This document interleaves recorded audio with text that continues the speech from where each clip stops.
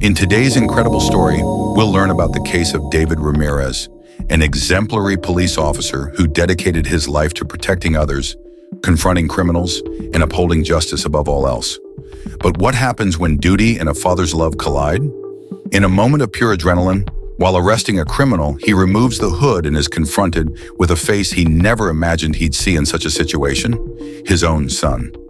David always believed in the power of the law and the values he instilled in his son. However, at that moment, he's overwhelmed by a whirlwind of emotions, pain, anger, and a piercing doubt. How could his son, who had everything, end up on the wrong side of the law? Throughout this story, we'll delve into the difficult choices a father must face and uncover the disturbing secret behind his son's actions. Together, we'll discover that the path to redemption can sometimes be more tortuous than it seems. Have you ever wondered what you would do if you had to choose between love for your family and the values that guide your life? Get ready, because this story will challenge your heart and mind. Before we dive into this incredible story, make sure to subscribe to the channel and turn on notifications. This way, you'll have access to real stories that will make you laugh, cry, and reflect. Subscribe now, grab some popcorn, because today's remarkable story is about to begin. It was an ordinary morning at the precinct. The sun was already lighting up the streets, but inside the building, everything seemed too quiet. David Ramires, a veteran police officer known for his dedication, was sitting next to his partner, James Peterson. Between them was a simple table with 2 coffee mugs and some donuts. It was a rare moment of calm amidst the intense routine of patrols and incidents. David, with his serious expression and watchful eyes, used the moment to mentally organize the rest of his day. James, with his relaxed demeanor, joked about how the week was surprisingly calm. "If it stays like this, we might even catch the game later," he commented, eliciting a faint smile from David. But the calm wouldn't last long.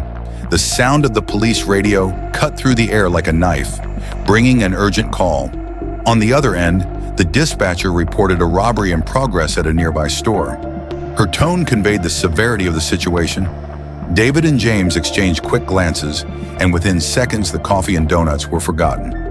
James, always the jokester, quipped, "Goodbye, hot coffee." Another false alarm? But he knew this wasn't the time for jokes.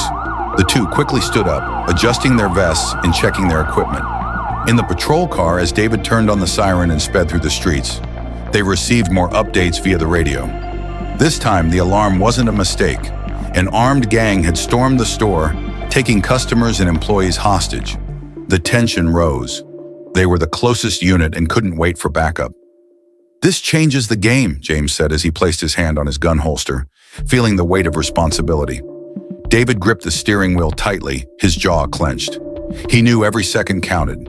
The city he had sworn to protect needed him now more than ever, and at that moment, fate was preparing a challenge he could never have imagined. The patrol car's siren pierced through the morning air, like a clear warning that something serious was happening. David Ramires drove with precision, weaving through cars and running red lights as the radio continued to relay information. Beside him, James Peterson adjusted his seatbelt, checked his firearm, and exchanged glances with his partner. Both men knew time was their enemy. With every passing minute, the situation inside the store could grow more dangerous. As they approached the location, the tension in the air was palpable. The store's exterior was intact, but something about the scene signaled danger inside. Customers and bystanders had gathered at a distance, watching with fear and curiosity. The pair parked their patrol car a few meters away, stepping out to avoid drawing attention. With firm, silent steps, they approached the store. "We've got confirmed hostages," James said, reading the radio update while observing the store's glass doors. Inside, shadows moved quickly. It was hard to determine how many assailants were involved or what they planned to do. Nervousness was inevitable, but experience took over. David raised his hand to signal they should move closer. "There's no time to wait for backup. We're going in." Without another word, both men drew their weapons and took cover near the entrance. David took a deep breath, trying to control the whirlwind of thoughts. He knew every decision could mean the difference between saving lives or escalating a tragedy. With a subtle nod, James indicated he was ready. David tightened his grip on his weapon and gave the signal to move forward. With a swift move, the two officers stormed into the store. The door was flung open with force, and shouts echoed through the air. "Police! Nobody move! Drop your weapons!" Chaos consumed the scene. Customers lying on the floor trembled with fear, and for a moment it seemed like no one was armed. But David knew the robbers were there.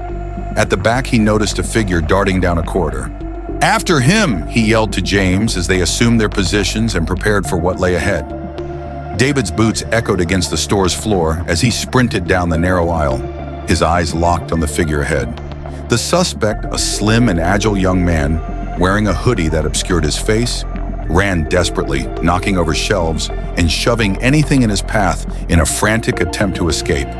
David felt the adrenaline coursing through him with every step, but his determination outweighed the fatigue. "Stop now! Don't make me chase you any further!" David shouted, but the fugitive showed no intention of complying. On the contrary, he quickened his pace, heading into a storage area at the back of the store. The space was even tighter, filled with stacked boxes and narrower paths. David had to act quickly and precisely to avoid losing sight of him. The young man approached a window at the end of the corridor and, in a desperate move, tried to climb through it to escape. He placed one leg on the ledge and began to pull himself up, but his haste became his downfall. Before he could fully get out, David grabbed his arm firmly. The fugitive struggled, kicking and thrashing in the air, but David didn't let go. "Enough! It's over," the officer said, pulling the young man back inside. With a firm move, David pinned the young man to the floor, immobilizing him. The suspect kept resisting, but was clearly outmatched. David used his well-practiced technique, swiftly cuffing him. "You think you can outrun the law?" he asked, trying to mask the exhaustion from the chase. Despite the calmness in his voice, David's heart pounded rapidly. While holding the suspect down, David began to search him for weapons or dangerous items. To his surprise, the young man was unarmed. It was just him, his heavy breathing, and the aura of someone who seemed out of place. David lifted him up, gripping his arm, and started leading him back to the front of the store, where James was waiting with the hostages under control. As David approached the entrance, James looked at him with a confident grin. "Got our sprinter?" he joked while the young man kept his face hidden under the hood. The atmosphere seemed to lighten, but David could never have anticipated the impact of what was about to happen. The decision to uncover who was under that hood would change everything. David held the young man firmly by the arm, feeling his continued resistance, even in cuffs. Each step back to the front of the store felt heavier, as though the weight of the situation was intensifying. The boy's hood remained over his head, concealing his face, but his tense posture and restless movements betrayed his fear. "Come on, kid. You'd better start talking," James said, stepping closer to assist his partner. He looked at the suspect with curiosity, while David maintained the composure of a cop who couldn't let his emotions show. But something about the situation felt off. The boy was quiet, offering none of the excuses or threats that many criminals spouted when caught. He seemed more terrified than anyone else in the room. "Let's see who you are," James said impatiently, stepping forward and yanking the hood down in one quick motion. What followed in the next few seconds hit like a punch to the gut. When the hood fell, the boy's face was revealed. David felt his blood run cold. His eyes widened and his breath caught in his throat. Standing before him was Jake, his own son. "Jake?" he managed to say, but his voice came out muffled, almost a whisper. It was as if the words didn't make sense. The boy, his eyes brimming with tears, said something, but the shock was so overwhelming that David could barely hear him. He couldn't believe that the young man before him, the same one he had watched grow up, was now handcuffed like a criminal. James froze for a moment, staring at his partner and the boy with a mix of surprise and discomfort. "David, is that Jake?" he asked, even though he already knew the answer. The expression on David's face was enough to confirm it. The silence in the room was suffocating, broken only by the heavy breathing of the three. Jake's face was filled with shame, and he avoided looking directly at his father. David, on the other hand, was torn between anger, sorrow, and disbelief. How could this be possible? How could his son, raised with such care, be involved in something so wrong? Why? David asked, but his voice lacked strength. It was a question laden with pain and frustration, but Jake didn't answer. He simply lowered his head, unable to meet his father's gaze. The revelation wasn't just a blow to David as a police officer, but a deep wound as a father. That moment changed everything, and he knew that from now on, nothing would ever be the same. David felt the weight of the world on his shoulders as he looked at Jake, handcuffed and dejected. His mind was a whirlwind, torn between anger and despair. The pain of seeing his own son in this situation was unbearable, but his training as a cop wouldn't allow him to ignore the facts. He knew that any decision he made in that moment would carry consequences, not just for Jake's future, but for his own conscience. James, sensing his partner's inner conflict, stepped forward, trying to calm him. "David, he's just a kid. Maybe we can handle this another way, with some time to think," he suggested. But the conciliatory tone only added to the weight pressing on David's chest. As a father, he knew he should protect Jake. Yet the idea of letting him go without facing the consequences went against everything David stood for. "You think I want to do this, James?" David replied, his voice thick with emotion. "But if I let this slide, what kind of example am I setting? Not just for him, but for everyone I swore to protect. How can I arrest someone else's child tomorrow if I fail my own today?" Jake, still silent, finally lifted his eyes to his father. Tears streamed down the boy's face. "Dad, please!" he pleaded, his voice trembling. But David interrupted, his gaze steady and resolute. "Jake, I love you more than anything, but you need to understand that our actions have consequences. They always do." Each word was like a knife to his own heart, but David believed he was doing the right thing. He gave Jake's shoulder a light squeeze, as if trying to convey a strength he didn't feel, and began guiding him toward the patrol car. Jake sobbed quietly, and the scene was heart-wrenching. James, who had witnessed countless arrests alongside David, had never seen him so broken. As they walked, David's mind flashed to memories of Jake's childhood, playing in the backyard, offering fatherly advice, and the nights he reassured his son of a bright future. All of it felt distant and shattered in that moment. When he placed Jake in the back seat of the patrol car, David took a deep breath, fighting back the tears that threatened to fall. He knew this decision wasn't easy, but he believed he was teaching the most important lesson a father could: accountability for one's actions. As he closed the car door, the sound resonated like the end of a painful but necessary chapter. With his hand still on the door, David murmured to himself, "I'm doing this for you, Jake, for the man I know you can be." Driving back home, David's thoughts were far from the road. Every mile seemed to carry the weight of the day's events. He had to stop when an accident up ahead caused a traffic jam. Sitting there motionless, the silence of the car was broken only by distant sirens. He closed his eyes for a moment and, without warning, was transported back to his own teenage years, to a memory he had tried to keep buried, but that now felt as vivid as the day it happened. It was an ordinary afternoon in his small town, and David, then 13 years old, was with a group of friends, bored and looking for something to do. One of them suggested climbing the overpass near the highway and throwing pebbles at the cars passing below. At the time, it seemed like a silly game without serious consequences. They laughed and competed to see who could hit the moving vehicles. But in a moment of impulsiveness, David decided to pick up a larger rock, thinking it would be funny to impress the others. He threw the rock with force, watching as it soared through the air. In an instant, the sound of shattering glass echoed across the highway. A car lost control, skidding on the road before crashing into a pole. The laughter stopped immediately. Overcome with fear, the group ran to hide in a nearby grove, watching from a distance as chaos unfolded. Sirens from ambulances and police cars arrived, and the boys remained silent, dreading what might come next. David would never forget the look on his parents' faces that night when the police came to investigate. Although no one was seriously injured, the emotional impact was lasting. The weight of guilt stayed with him for years. His parents knew he was involved, but instead of handing him over to the authorities, they opted for a punishment he would never forget. His father, with a firm and stern voice, made it clear that actions have consequences. The shame of that night changed David forever. Now standing on the road, he felt the same chill down his spine as he had that afternoon. He looked at his hands on the steering wheel and wondered if Jake felt the same guilt he had all those years ago. That memory wasn't just painful, it was a reminder of what could happen if no one stepped in. He knew that as a father, it was his responsibility to teach that lesson, no matter how much it hurt. When traffic finally began to move, David started the car again. As he drove, he kept repeating to himself, "I won't fail him." Jake needs to understand before it's too late.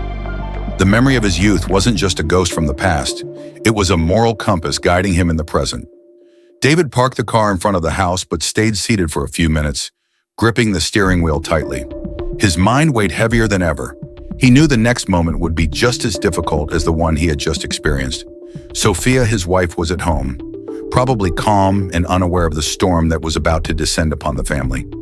He took a deep breath, trying to gather the courage for what he needed to say. When he opened the door, he found Sophia in the living room, folding some clothes. She smiled when she saw him enter, but quickly noticed something was wrong. "David, what happened? You're pale." He tried to find the words, but nothing came out. Finally, he sat on the couch, rested his elbows on his knees, and rubbed his face with his hands as if trying to ease the weight of an invisible burden. "Sophia, I need to tell you something. Something very difficult," he began, his voice trembling. Sophia's heart started racing. "It's about Jake. He was arrested today," David managed to say, struggling as if each word was a heavy stone to carry. Sophia's eyes widened as she dropped the clothes she was holding. "What? Arrested? What are you saying, David?" she asked, her voice filled with despair. He tried to explain calmly, detailing how Jake had been caught in the middle of a robbery, but the impact of the news was devastating. Sophia put her hands on her head, shaking it vehemently. "No, this can't be true. Jake? Our Jake? You must be mistaken." David shook his head, trying to hold back his own emotions. "I wish it were a mistake, Sophia. But I was there. I saw everything. He was in the middle of the robbery. I didn't have a choice." Before he could continue, Sophia stood up, her eyes filled with tears and a mixture of anger and pain. "You didn't have a choice. He's your son, David. Our son.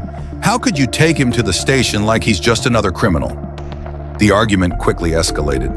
David tried to reason with her, but Sophia couldn't accept his decision. "You could have handled this differently, David. He needed help, not handcuffs," she cried, her voice breaking. "Sophia, I did what I had to do. If I don't act with justice, how can I be an example for him or anyone else?" David replied, the tension evident in his tone. Sophia collapsed onto the couch, sobbing uncontrollably. "Do you know what this means for him? For us? You think you did the right thing, but will Jake understand? Will he forgive you for this?" she asked, her words overflowing with pain. David, feeling even more torn, sat beside her, but couldn't bring himself to touch her. He knew she was hurt, but he believed he had made the only possible decision. "I just hope he learns from this, Sophia. I just want him to become the man I know he can be," he said, tears finally streaming down his face. But Sophia didn't respond. The silence between them was heavy, laden with hurt and uncertainty. The storm that had started at the police station now loomed over their home, leaving the family's future hanging by a fragile thread of hope. David sat in the living room, still trying to process everything that had happened.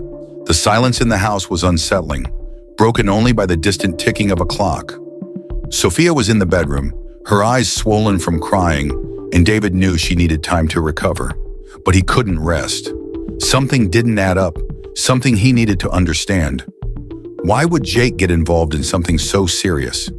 He wasn't the kind of boy to make impulsive decisions without reason. Not knowing exactly what he was looking for, David went to Jake's room. The space was messy, as if the boy had left in a hurry. He looked around, scanning the desk and bed. It was there, in that space, that he might find a clue to help him understand what had led his son to this point.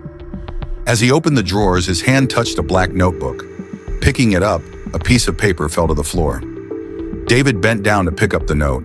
It was a simple piece of paper with a name handwritten on it. Nathan. Next to it, a number was underlined, $600. He stood still for a few seconds, analyzing the piece of paper as if it were a puzzle piece.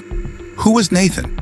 And what did that amount mean? His instincts as a police officer immediately kicked in. David knew he had to investigate. He folded the paper and put it in his pocket, determined to uncover the truth. The next day, after leaving Sophia still shaken at home, he went to the house of Marcos, Jake's best friend. Marcos had always been by Jake's side, and if anyone knew something, it would be him. When Marcos opened the door, he seemed surprised to see David standing there. The look in the boy's eyes betrayed his unease even before he said a word. "Marcos, I need you to tell me the truth. Who is Nathan? And what does he have to do with Jake?" David asked, his tone firm but not aggressive. The boy hesitated, swallowed hard, and looked away. But David didn't back down. "Marcos, I'm Jake's father, and I'm trying to help my son. If you know something and don't tell me, things will only get worse for him, and maybe for you too." The veiled threat was enough. With trembling hands, Marcos confessed. He explained that Jake and some friends had been driving in an isolated area when they accidentally hit the car of a man named Nathan. Nathan, a known drug dealer, demanded $600 for the damages and threatened Jake, saying there would be serious consequences if he didn't pay. Scared, Jake felt forced to do what Nathan ordered, including participating in a robbery. Marcos's words hit David like a punch in the stomach. His son wasn't a criminal by choice, but a frightened boy trying to survive a situation he should never have faced. The name on the paper finally made sense, but it only strengthened David's resolve. He knew he couldn't let this slide. Nathan had crossed a dangerous line, and David would do whatever it took to protect his son and guide him back to the right path. David didn't waste time after hearing Marco's confession. He left the boy's house with a clear goal: to find Nathan. This was no longer just a police mission. It was a father's fight to protect his son.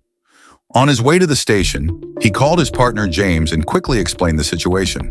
"I need you. This dealer threatened my son, and I won't let this go," David said firmly. James, as always, was ready to help. "Meet me at the station in 10 minutes. Let's catch this bastard," he replied. Once they met, they began gathering information. Nathan's name was familiar to local officers, associated with petty crimes and drug dealing in an area of abandoned trailers on the outskirts of town. David and James headed to the location, a maze of narrow, dimly lit streets where every corner seemed to hide something sinister. It was the kind of place where silence screamed danger. The tension was palpable, but David didn't hesitate. They parked their car a little way off and walked the perimeter, observing their surroundings. Suddenly, they spotted a young man stepping out of a dented car with a broken side window, just as Marcos had described. It was Nathan. "That's him," David murmured, discreetly pointing to the suspect. Without wasting time, the two officers moved in. "Nathan! Police!" James shouted, but as soon as Nathan heard his name, he dropped what he was doing and ran. The chase began. Nathan ran as if his life depended on it, jumping fences and dodging obstacles, while the officers stayed close behind. David's anger and determination fueled every step. He wasn't going to let this man escape. Nathan tried to hide behind a pile of debris, but James spotted him and yelled, "We've got you, Nathan! No way out!" Cornered, Nathan dropped the backpack he was carrying and threw up his hands. "It's not mine! None of this is mine!" he shouted, trying to defend himself. But David wasn't interested in excuses. He quickly restrained Nathan and handcuffed him, while James opened the backpack. Inside, they found drugs, money, and a loaded pistol. David stepped closer to Nathan, who smirked cynically. "Your son, he was paying for his actions. Cause and effect, officer," the criminal said, provoking him.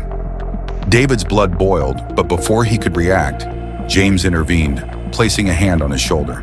"He's not worth it, David. He's already caught," James reminded his partner, helping him maintain control. As they placed Nathan in the squad car, David felt reassured that he had done the right thing, not just as a police officer, but as a father.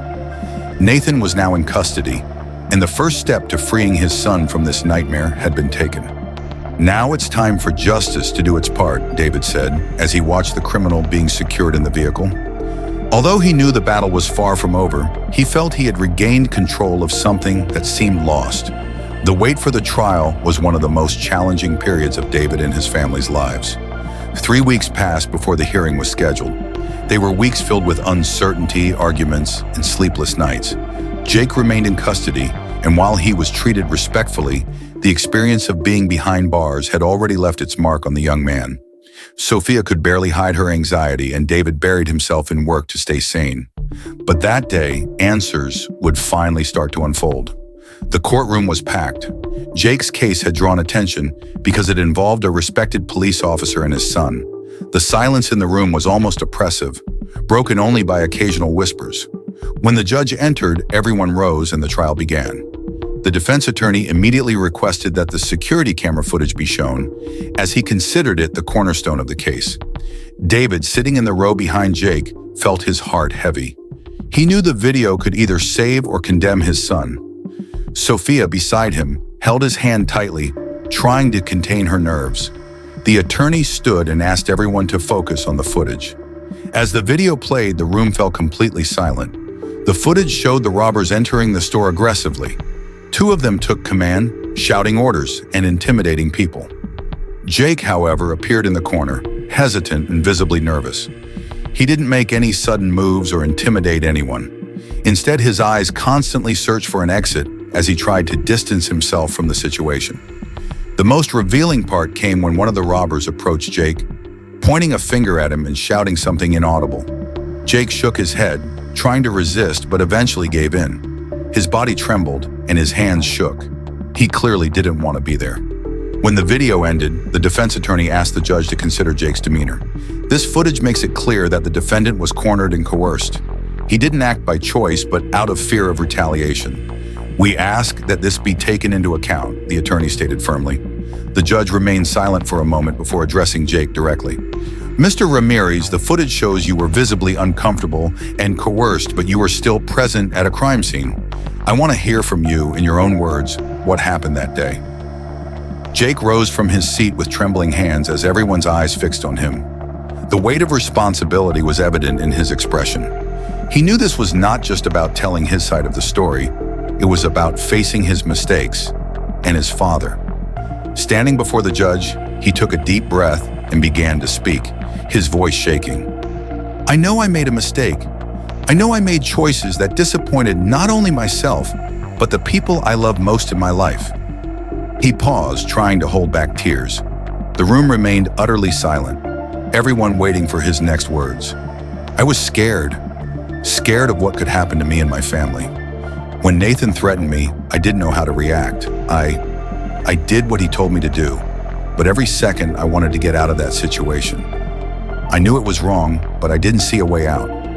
Jake looked at the judge and then at the audience, his eyes searching for David, who sat with Sophia. "I should have trusted my dad. He's always been there for me. But I was afraid, and in that fear, I made the wrong choices." His voice broke for a moment, and he took a deep breath before continuing. "I want to apologize to everyone I let down, especially my dad." He stopped, looking directly at David, who couldn't hold back his tears. "Dad, I know I let you down, but I hope someday I can earn back your pride and trust. You've always taught me to do the right thing, and I failed. But today, here, I want to say that I've learned. I never want to disappoint you like this again." Jake's words moved everyone in the room. Even the judge seemed touched by the boy's sincerity.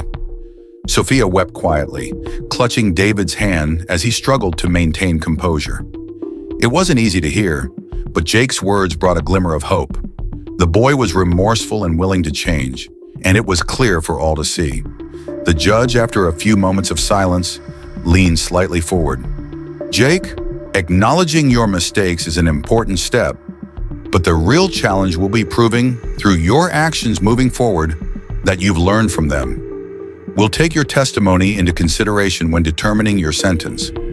Jake returned to his seat, his shoulders lighter but still carrying the weight of what lay ahead.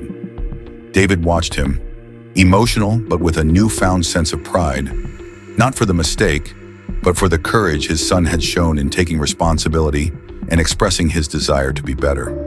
Each second felt like an eternity for David, Sophia, and especially Jake, who waited for the sentence with his eyes fixed on the floor. The young man knew this moment would define more than just his immediate future. It would be the beginning of a new path or the extension of a nightmare. The judge finally looked up, his expression firm but not devoid of understanding. He began to speak, addressing the entire room, but his words seemed directed especially at Jake. This case is, above all, a lesson about choices and consequences. The video presented here demonstrates that you, Jake Ramires, were coerced and intimidated by a more experienced criminal. It is clear that you did not willingly or premeditatedly participate in this crime. Those words brought brief relief to the room, but the judge continued. However, your presence at that crime scene had an impact. As with any action, it caused consequences for you and everyone around you. And it is my duty to ensure you understand the seriousness of this. Jake lifted his eyes for the first time, meeting the judge's gaze, who then announced, I declare that you are not guilty of any serious crime and therefore will not be sentenced to detention. However, to ensure this experience serves as a lesson, you will complete 3 months of community service. I want you to use this time to help your community and reflect on how your actions can affect the lives of those around you. A collective sigh of relief filled the courtroom. Sophia let out a sob while David lowered his head, closing his eyes and allowing a tear to fall. He couldn't have been prouder of his son or more grateful for the outcome. The judge continued, This court recognizes that you were a victim of a situation beyond your control. But Jake, you now have the opportunity to show that you are stronger than the mistakes you made. Use this to build something good. Jake stood up, turned to his parents, and exchanged a look that spoke more than any words. It was a look of regret, but also determination. The sentence was not just a punishment, it was an opportunity for redemption, to prove to himself and his family that he could be better. As they left the courtroom, it felt as if the weight on David, Sophia, and Jake's shoulders had been lifted. The young man walked alongside his parents, his head still low, but there was something different in his posture. It was as if, even with the responsibility of rebuilding trust, he carried the hope that it was possible.